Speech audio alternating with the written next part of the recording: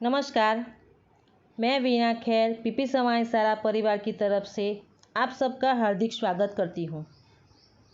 कक्षा 8 विषय हिंदी पाठ 5 सवाल बाल मन के जवाब डॉक्टर कलाम की, जिसका दूसरा भाग है, यानी कि पाठ आज हम पूर्ण करते हैं जो अधूरा था।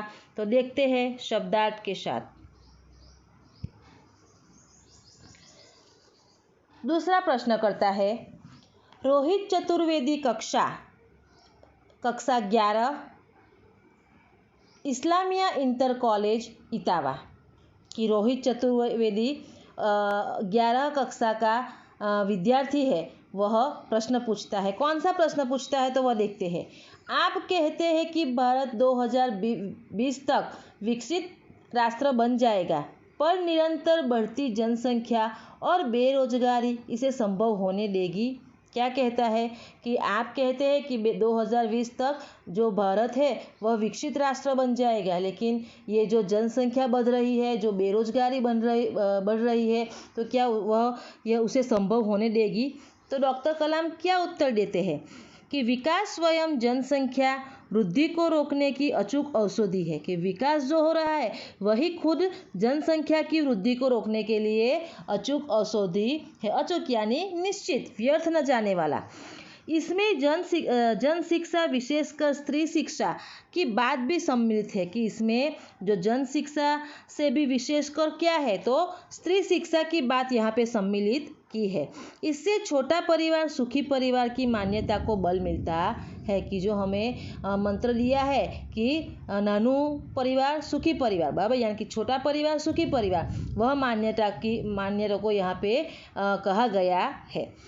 कि भारत 2020 का मिशन यहाँ के युवाओं को रोजगार के पर्याप्त अवसर सुलभ कराएगा। कि भारत 2020 जो मिशन है, कौन सा मिशन है तो विकसित राष्ट्र बनाना, तो वह युवाओं को रोजगार पर्याप्त अवसर सुलभ कराएगा। ग्रामीण क्षेत्रों में बड़ी संख्या में उद्योग धंधे स्थापित किए जाएंगे, जिससे उन क्षेत्रों में रोजगार के प्रचुर अवसर पैदा होंगे। क्या कहते हैं कि ग्रामीण क्षेत्रों में जो बड़ी संख्या से उद्योग धंधे भी स्थापित किए जाएंगे और उन क्षेत्रों में जो रोजगारी है वह रोजगार को भी अवसर पैदा होंगे। रोजगार के लिए प्रचुर यानी कि अचूक बराबर प्रचुर अवसर भी पैदा होंगे। आगे देखते हैं। प्रश्न करता है अर्श मेहता कक्षा 12 तेजस हाई स्कूल बड़ौदा, आपको ऐसा क्यों लगता है कि 2020 तक भारत विकसित राष्ट्र बन जाएगा? अब्दुल कलाम को क्या पूछते हैं कि आपको ऐसा क्यों लगता है कि 2020 સુધી કે આપણું રાષ્ટ્ર ભારત જે છે એ વિકસિત રાષ્ટ્ર બની जैसे? डॉक्टर कलाम, भारत की जनसंख्या 1 अरब से अधिक है। कि भारत में जो जनसंख्या है वह 1 अरब से भी अधिक है। पहले यह थी, अभी तो 1 अरब से भी बहुत ज़्यादा अधिक है। इसमें 54 करोड़ लोग 25 वर्ष से कम आयु के हैं। ये हमारी राष्ट्रीय शक्ति है कि 54 करोड़ लोग जो है वह 25 वर्ष से भी कम आयुष्य के हैं उम्र में। तो यही हमारी सबसे बड़ी राष्ट्रीय शक्ति है। क्योंकि आज की युवा पीढ़ी सब क्षेत्रों में आगे है, तो इसीलिए यही हमारी राष्ट्रीय शक्ति है। भारत को 2020 तक विकसित राष्ट्र में परिवर्तित करने के लिए हमारे पास प्रचुर प्राकृतिक संसाधनों के साथ ही सुनियोजित खाका भी उपलब्ध है। कि भारत ने 2020 સુધી एक विकसित राष्ट्र बनावવા માટે આપણી પાસે प्रचुर એટલે અત્યંત प्राकृतिक संसाधनों के साथ साथ एक हमें जो सुनियोजित खाका भी उपलब्ध है। खाका यानी ढांचा, कि सुनियोजित ढांचा भी सुनियोजित यानी कि अच्छी तरह से सोच समझकर बनाया हुआ ढांचा भी उपलब्ध है। 54 करोड़ युवाओं के विचारों की एकता निश्चय ही इसे विकसित राष्ट्र में परिवर्तित करने में सफल होगी। कि ये जो 54 करोड़ युवा है उसके जो विचारों में जो एकता लाना है वह निश्चय है। कि वह ये सभी युवाओं में एकता है, ये निश्चय है। इससे ही हमारा विकसित राष्ट्र बनाने के लिए हम उसमें सफल होंगे। आगे देखते हैं। प्रश्न करता है, एक एस कार्तिक, कक्षा 12, अमर ज्योति इंग्लिश स्कूल, बेंगलुरु। कई छात्रों के बड़े बड़े लक्ष्य होते हैं, पर आर्थिक तथा अन्य समस्याओं के कारण वे इन्हें प्राप्त नहीं कर पाते। वे अपना लक्ष्य आखिर कैसे प्राप्त करें? हम सभी जानते हैं कि कई छात्रों के बहुत बड़े बड़े लक्ष्य होते हैं, बड़े बड़े ध्येय होते हैं, पर आर्थिक तथा अन्य समस्याओं के कारण वे उन्हें जो आर्थिक समस्या है उन लोगों की, या फिर कोई ऐसी समस्या की उसके कारण वह उसे प्राप्त नहीं कर पाते हैं, तो वे अपने लक्ष्य आखिर कैसे प्राप्त करें? तो डॉक्टर कलाम क्या कहते हैं कि स्कूल में पढ़ाई में अच्छा प्रदर्शन करने पर छात्रवृत्ति प्राप्त होगी। छात्रवृत्ति यानी कि स्कॉलरशिप, जो हमें शिष्यवृत्ति देते हैं वह, कि अगर हम पढ़ाई में अच्छे मार्क्स लाते हैं तो हमें उससे स्कॉलरशिप प्राप्त होगी। साथ ही उच्च शिक्षा के लिए बैंकों से ऋण लेने हेतु पात्रता भी बनेगी, कि साथ में उच्च शिक्षा प्राप्त करने के लिए बैंक में से उन लोगों को ऋण यानी कि लोन, कि वो भी उसको पात्रता उसके भी वह बनेंगे। जीवन में ऊंचा लक्ष्य निर्धारित करने पर बाधाएं तो आती ही है, कि हमें अगर ऊंचा लक्ष्य यानी कि हमें बड़ा ध्येय निर्धारित किया है तो उसमें बाधा तो आएगी ही, पर हमें क्या करना चाहिए कि हमें कठोर परिश्रम और उत्कृष्ट कार्यों से इन्हें पराजित करना होगा। आगे डॉक्टर कलाम ने कहा कि जो मुश्किलें आए, जो समस्या है, उन्हें हमें कठोर परिश्रम से उसे हमें पराजित करना होगा। विघ्न बाधाओं से व्यक्ति को पराजित नहीं होना चाहिए, कि जो भी विघ्न आता है, जो भी बाधा है, जो भी मुश्किलें आती है, उससे व्यक्ति को क्या नहीं होना चाहिए, तो पराजित नहीं होना चाहिए।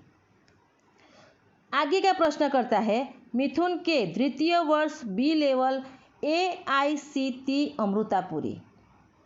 कौन सा प्रश्न पूछता है? तो भारत को विकसित राष्ट्र बनाने में राजनीतिज्ञ की क्या भूमिका होनी चाहिए? राजनीतिज्ञ यानी कि जो ये बड़े बड़े नेताओं हैं उसकी, तो भारत को विकसित राष्ट्र बनाने में उन लोगों की क्या भूमिका होनी चाहिए? तो डॉक्टर कलाम क्या कहते हैं कि जिम्मेदार राजनीतिज्ञ दूरदर्शितापूर्ण नीतियाँ बनाता है, कि जो एक जिम्मेदार नेता है वह दूरदर्शितापूर्ण यानी कि दूर की सोचने वाली नीतियाँ बनाता है। महात्मा गांधी ने निष्ठा के राजनीतिज्ञ सिद्धांत को सत्य, अहिंसा तथा निस्वार्थ भावना में ढालते हुए ब्रिटिश शासकों के विरुद्ध अपनी लड़ाई छेड़ी थी, कि ગાંધીજી સત્યના માર્ગે ચાલવાવાળા હતા, અહિંસાના માર્ગે ચાલવાવાળા, નિસ્વાર્થ यानी कि એમનો કોઈ સ્વાર્થ નહોતો, तो निस्वार्थ भावना से उन्होंने क्या किया था, तो ब्रिटिश शासकों के विरुद्ध उन्होंने लड़ाई छेड़ी थी। वर्तमान राजनीतिज्ञों को अपने कठिन परिश्रम, उत्कृष्टता और पारदर्शी कार्यों से मार्गदर्शन देना होगा। जो वर्तमान के राजनेता है उनको भी क्या करना पड़ेगा, तो उनको भी कठिन परिश्रम करना पड़ेगा, उत्कृष्टता करनी पड़ेगी, फिर उत्कृष्ट यानी उत्तम कुछ श्रेष्ठ देना होगा, और पारदर्शी कार्यों से उनको मार्गदर्शन देना होगा। साथ ही गरीबी रेखा से नीचे रह रहे लगभग 26 करोड़ भारतीयों के उत्थान के लिए भी कार्य करना होगा, कि जो गरीबी के नीचे जी रहे हैं, गरीबी रेखा के नीचे जी रहे हैं, ऐसे कितने लोग हैं, तो 26 करोड़ भारतीय है, तो उन लोगों के लिए भी उन्होंने कार्य करने पड़ेंगे। आगे है प्रश्नकर्ता सी नंदिता सुबी, तृतीय वर्ष MGR इंस्टीट्यूट, चेन्नई। कौन सा प्रश्न पूछती है? तो रक्षा की दृष्टि से विजन 2020 का लक्ष्य पाने में महिलाओं की क्या भूमिका हो सकती है, कि ये जो 2020 का जो लक्ष्य है 20 का, तो उसमें महिलाओं की क्या भूमिका हो सकती है? तो डॉक्टर कलाम क्या जवाब देते हैं कि विजन 2020 में रक्षा अनुप्रयोग के क्षेत्र की महत्वपूर्ण प्रौद्योगिकियों की विकास पर विचार किया गया है। राष्ट्रीय सुरक्षा की बात भी विजन 2020 का एक अभिन्न अंग है, कि जो राष्ट्रीय सुरक्षा है वह भी 2020 का एक अभिन्न अंग है। सशस्त्र सेनाओं में नियुक्ति के लिए पुरुष और महिला के आधार पर कोई भेदभाव नहीं किया जाएगा, कि जो सेनाओं है वह सेनाओं की नियुक्ति में भी पुरुष और महिला में कोई भी भेदभाव करना नहीं चाहिए। तीनों सेना में पर्याप्त महिला अधिकारी नियुक्त है, कि जो 3 सेना है वह तीनों सेना में महिला अधिकारी ही आगे है। राष्ट्रीय रक्षा क्षमताओं में वृद्धि के लिए महिलाएं उच्च स्तरीय सामरिक सेना बहुगुणक उपकरणों पर कार्य करके भी अपना सहयोग दे सकती है। जो राष्ट्रीय રક્ષાની જે ક્ષમતા અને વૃદ્ધિ માટે જે મહિલાઓ ઉચ્ચ સ્તર પર છે એના માટે પણ એમાં સહયોગ દઈ શકે છે। सामरिक यानी कि युद्ध से संबंध रखने वाले, सामरिक यानी कि युद्ध से संबंध रखने वाले सेना जो बहुगुणक उपकरणों पर कार्य करते हैं, उपकरण यानी साधन कि बहुगुणक साधनों पर कार्य करते हैं, उन्हें भी वह अपना सहयोग दे सकती है। आगे क्या प्रश्न करता है, जोधपुर दौरे पर डॉक्टर कलाम से एक बच्चे द्वारा पूछा गया प्रश्न, क्या हम अति विशिष्ट व्यक्तियों के दौरे पर हो रहे अनावश्यक खर्च कम नहीं कर सकते? क्या कहते हैं कि जो अति विशिष्ट व्यक्ति यानी कि VIP वेरी इम्पोर्टेंट पर्सन, बराबर, कि क्या हम ये जो बड़े बड़े VIP व्यक्ति है कि उसके लिए जो हम जो आवश्यक नहीं है, अनावश्यक यानी कि उसकी कोई ज़रूरियात नहीं वैसे खर्चे करते हैं, वो खर्चे कम नहीं कर सकते?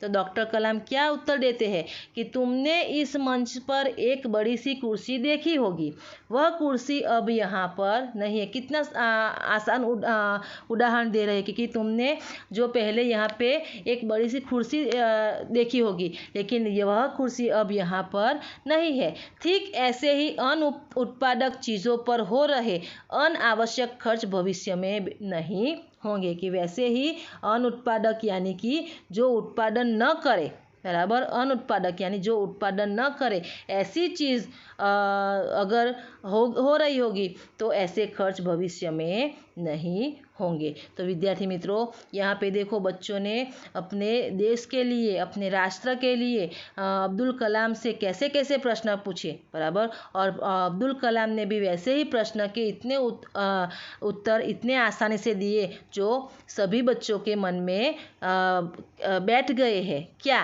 कि भारत 2020 एक विकसित राष्ट्र बनेगा। अब वह जो अब्दुल कलाम का स्वप्न है वह पूरा होगा कि नहीं होगा, वह हम आगे देखेंगे। Thank you.